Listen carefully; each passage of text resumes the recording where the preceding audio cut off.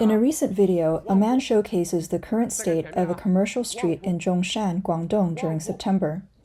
The man states, walking down this street, out of every 10 shops, 9 seem to be shuttered prime storefronts.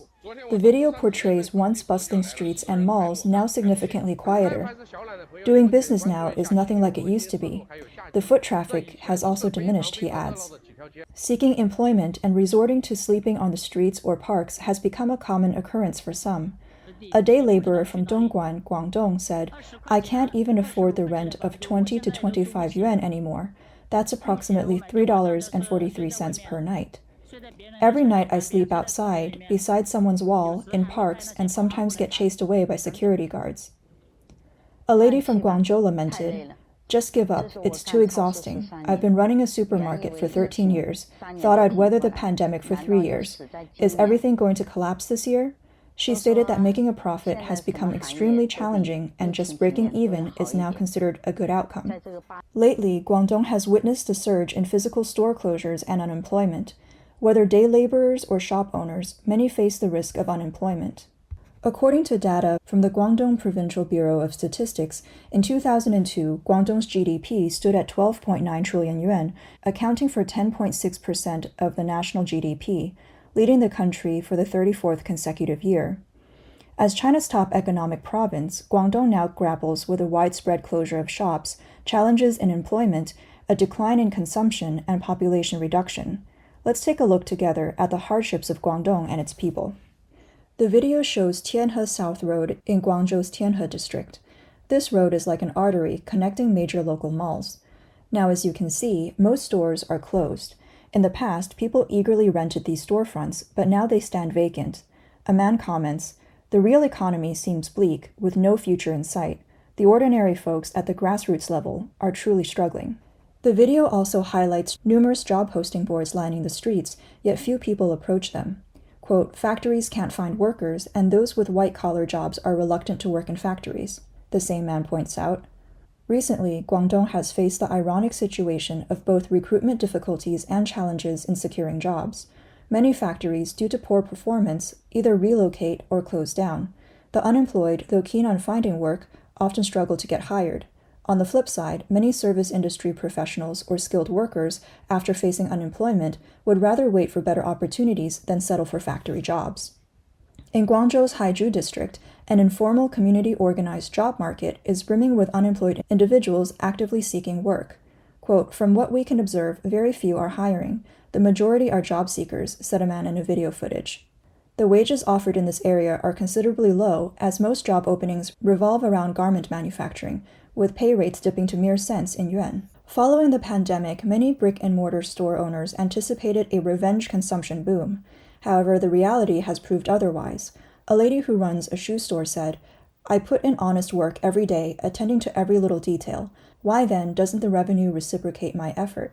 From morning until past 3 in the afternoon, I've made just 25 yuan."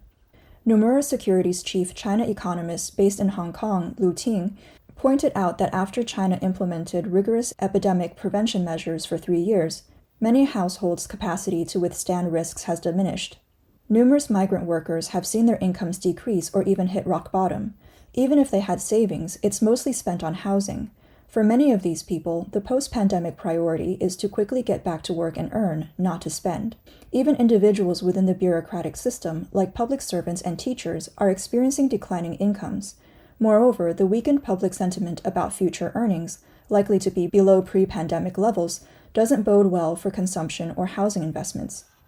The Wall Street Journal reported that mainland China is struggling to cope with persistent economic challenges, both domestically and internationally. The data underscores the Chinese government's inability to pinpoint a growth engine, revealing the fragility of the overall economy. According to Youth Daily News, based on data from August, mainland China saw a year-over-year decrease in the Consumer Price Index in July, indicating sluggish consumer spending. Adding to the woes, major real estate developer Country Garden failed to make some bond interest payments on time, dealing a blow to the housing market. Meanwhile, the People's Bank of China, PBOC, unexpectedly made significant interest rate cuts, further signaling the mainland's tepid economic recovery.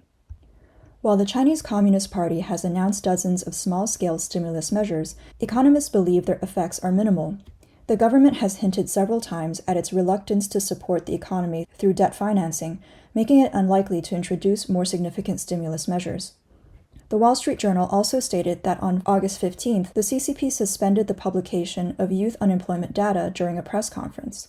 This has deprived investors, economists, and entrepreneurs of yet another crucial piece of information.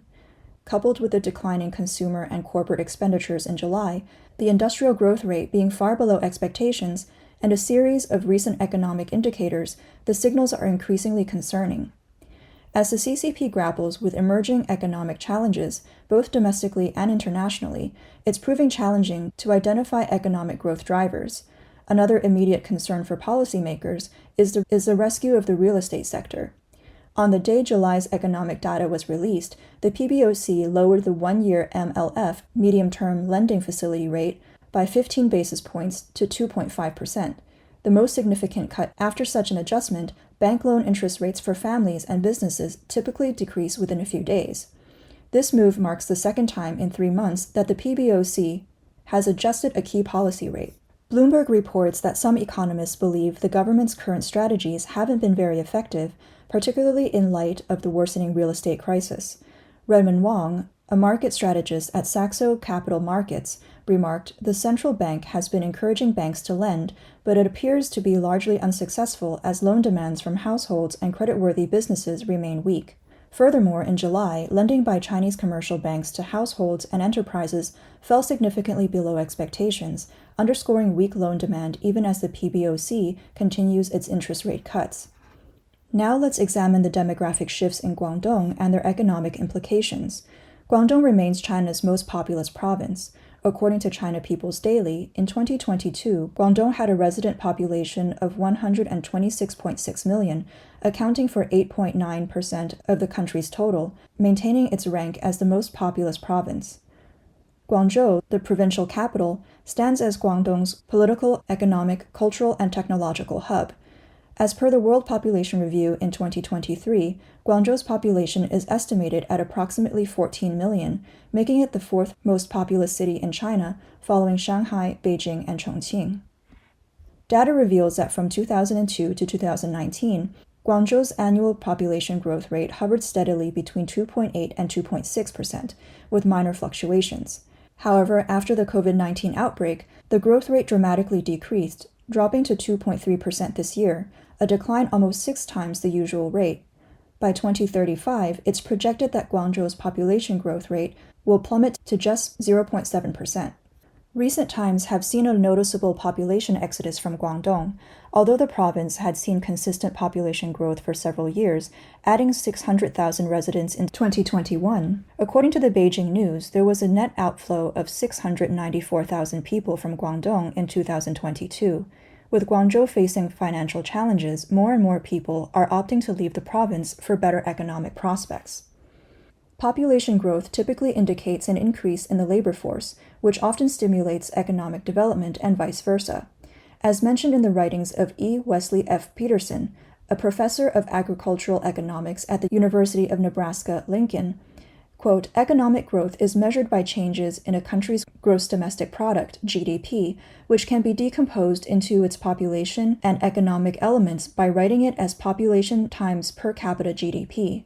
Expressed as percentage changes, economic growth is equal to population growth plus growth in per capita GDP. Population growth rates and GDP are crucial drivers of economic growth. Data from Statista shows that Guangzhou's GDP annual growth rate plummeted from 10.4% in 2012 to just 1% in 2022. In between 2012 and 2019, the GDP growth rate decreased by 3.5%, but from 2019 to 2022, over just 3 years, it dropped by a staggering 5.9%. Though there was a slight rebound in GDP between 2020 and 2021, it eventually hit a decade low. Paul Robin Krugman, a columnist for the New York Times, believes that a declining population poses 2 major challenges to economic management. Firstly, a shrinking population indicates an aging demographic, and in virtually all societies, the younger generation shoulders the responsibility of supporting the elderly. In the U.S., the 3 major welfare programs are Social Security, Medicare, and Medicaid. While the first two explicitly cater to the elderly, even the third dedicates most of its funds to senior citizens and the disabled. The second issue is more pressing. To maintain full employment, a society must sustain a high enough level of aggregate expenditure to match its productive capacity. One might assume that a shrinking population would reduce productive capacity, making this task somewhat easier. However, a population decline, particularly in the working age population, often leads to significant cuts in key expenditures, notably investment. After all, if the number of workers is diminishing, there's less incentive to build new factories, offices, and so on. And if the number of households is decreasing, there's no need to construct new residences. Such dynamics typically result in a society with a dwindling working age population experiencing prolonged economic stagnation. During the pandemic, the CCP's zero-COVID measures led to a significant economic downturn in China. Why does the CCP consistently make mistakes, or are they intentionally causing problems? As per The Economist, one reason is that short-term growth is no longer the CCP's top priority. There are indications that Xi Jinping believes China needs to brace itself for an ongoing economic standoff with the US and potential military conflicts. As such, he emphasizes China's pursuit of greatness, security, and resilience. He's willing to make material sacrifices for these aims and insists on high-quality growth. Moreover, if China enters a prolonged deflation due to the authorities' refusal to stimulate consumption, the real value of debt will rise, exerting further pressure on the economy. Most crucially, unless the CCP continues to elevate living standards, it will weaken its grip on power and limit its ability to challenge the US. The collapse of the zero-COVID policy marked a turning point in Xi Jinping's reputation. Widespread lockdowns, almost indiscriminate quarantining of people, extreme business shutdown mandates, and an unquestioning implementation of the top leader's directives without professional evaluation have long been the CCP's modus operandi.